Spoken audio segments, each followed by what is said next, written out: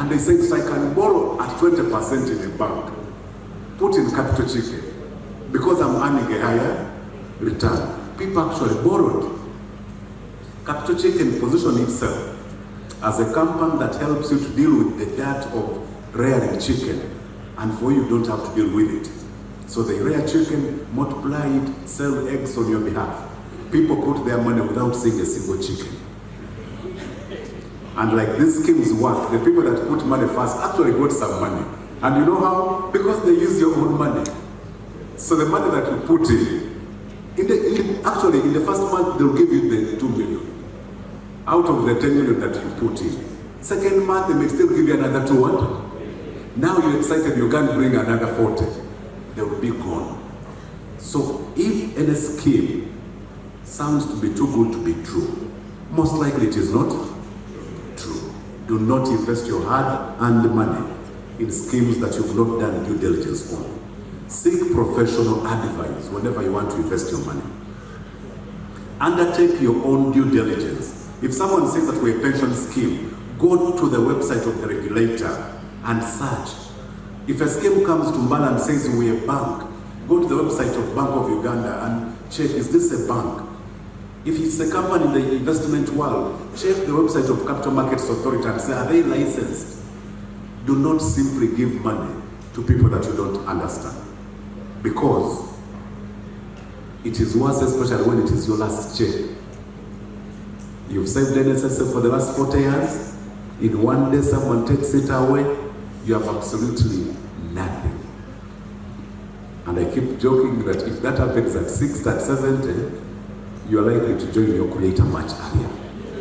Because that pressure will kill you, right? Having money by then makes you live longer. Did you know that? People that have money generally live longer. I was looking at data. Our neighbors in Rwanda have what their scheme that is like ours is a pension scheme. So they pay them monthly what? Pension. Now their actuaries advised them that, you know, on average by about 70 to 75, majority of your members will have died. And therefore, you no longer be paying pension. But because pension improves the quality of life, their members have refused to die. People are 85, people are 90, they have refused. And the scheme has a contractual agreement with them. You must continue paying. So there is sufficient evidence to prove that when you have money in old age, you are likely to live. And when you don't have money, all manner of sicknesses that you've never suffered will come, because poverty in its own is an illness. So let's plan better. I'm coming towards the end. If you're much older, one of the key things that you need to consider before you think of retiring, look at your debt portfolio. What kind of debt do you still have? It is extremely important to pay off your long-term debt early. You don't want to retire and you still have a significant amount of debt that you pay when you no longer have a steady monthly income. Of course, if you have a business that is making you good money, it is okay to have debt even in your old what? Age. But if the only source was salary, and the salary is no longer there, you might want to consider paying off your long-term debt early. Let me move much faster now. It is also possible that by the time you are retiring, you've not built a home. True or false? True. And it's not a crime that you didn't build a home. But it is a crime if you come to NSSF, take all your money and build a dream house. A 10-bedroom house with self-contained rooms, but all your children are gone. Who is going to sleep in those rooms? So be modest, build something small that does not dig into your retirement savings. Okay?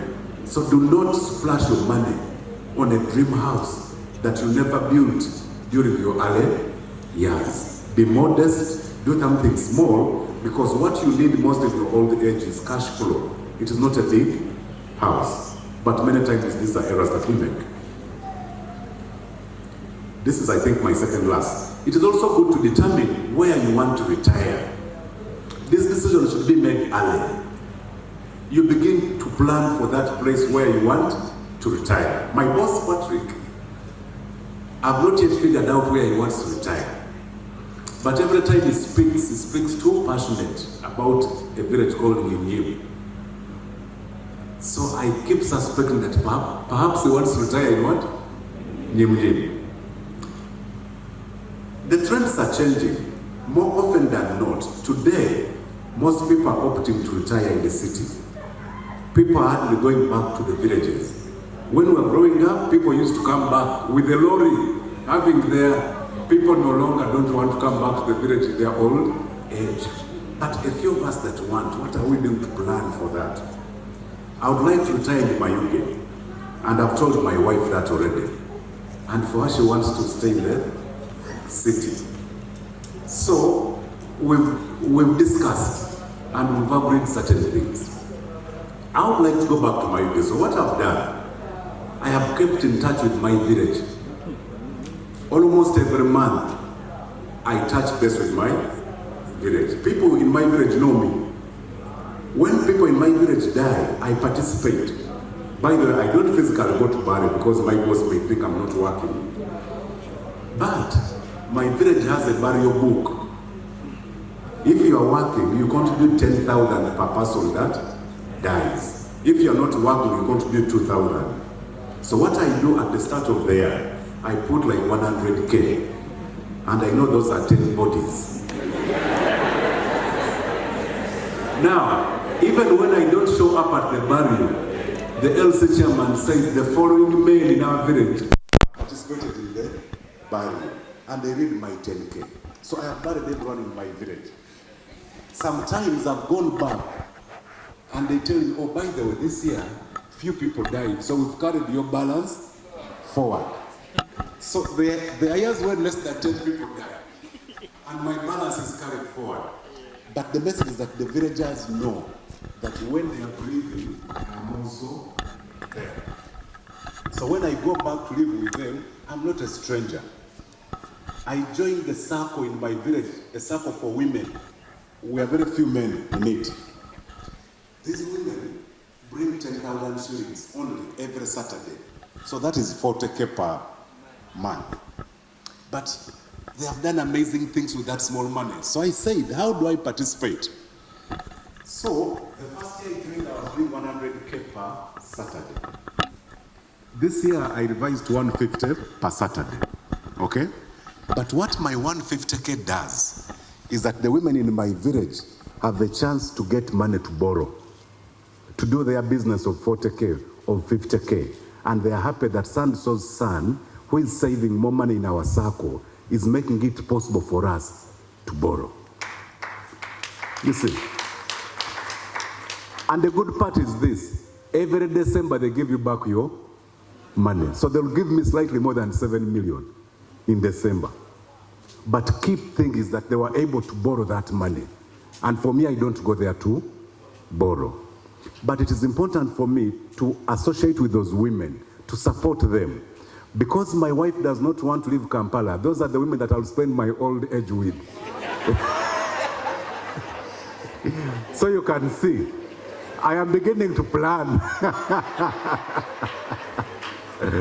So my wife can stay in Kampala. Once in a while I can go and check on her, but I'll have a great company of hardworking women and men in my village that I can live with. Once in a while when I pass the trading center and they are taking their marua, I'll contribute 10K, and sometimes they buy a full jerrycan. And the entire weekend is covered. And even me, I participate. Because those are the very men with whom I'll be drinking when I go back to where? I am doing those things today. So if you want to retire in senior quarters in MBALE, what activities of the community are you participating in today? Do you belong to a circle? Do you belong to Fathers Union? Do you belong to Mothers Union? Do you belong to a book club in your community? Such that even when you retire, you are not seen as a stranger. And those actions are done when? Today. Not when you are being told that you've got 1 year to retire. So participate in your community activities. And you don't have to participate expensively. Participate in the things that you can actually afford. Indirectly, I've spoken about this. Belong to groups that have meaning to you, that have a purpose. These groups will align with your hobbies, with the things that you like. But they give you people that are your company. It is a community. Because when you're old, they're the people that will support you. So make time for groups now, not when you are about to leave your work. We like to invest, but it is important that we diversify where we invest. If I have a few years left to retirement, and I've invested all my money in pieces of land, and in, pieces of land everywhere. There are people in this room that don't even know the number of titles they have. So you have plots in MBALE, in Manafa, in Nyimnyim, everywhere. You have plots.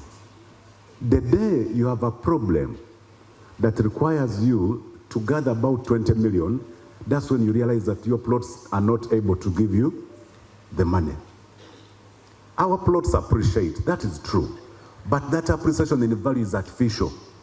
It is not actual money. You can't touch it. So as we age, it is good to move some of our money into passive assets. Things like bonds, assets that are able to generate for you income, whether you are physically present or not. I told a story of a member of NSSF who by Kampala standards is very rich. He owns malls, arcades. One time this person fell sick. He wanted to go to India and they needed 400 million. And all the tenants combined in the arcades, their monthly rent wasn't even 40 million. And yet we look at him as a rich man. The only money he had that was more than 400 million was money that he had invested in NSSF. He came and picked that money. So being okay is not about having many buildings, not about having many plots of land, but how easy is it to convert those assets into cash when you need them. So consider diversifying, but consider moving a proportion of your money into passive assets that can easily give you cash when the need for that cash comes. And finally, NSSF is a defined contribution scheme. We are a lump sum scheme. When you qualify for your money, most likely we pay you in lump sum. Of course, there are people that choose to pick a little bit of it. That also is allowed. Today, there are people that qualify to pick their NSSF and they have said, no, I'll only be coming for interest. So every year you declare interest, you give me my 10 million, 30 million, 40 million, I pick that. Or I've got my 200M, I say, let me take only 10 million. That is allowed. But if you don't have that kind of arrangement, consider investing in what we call annuities.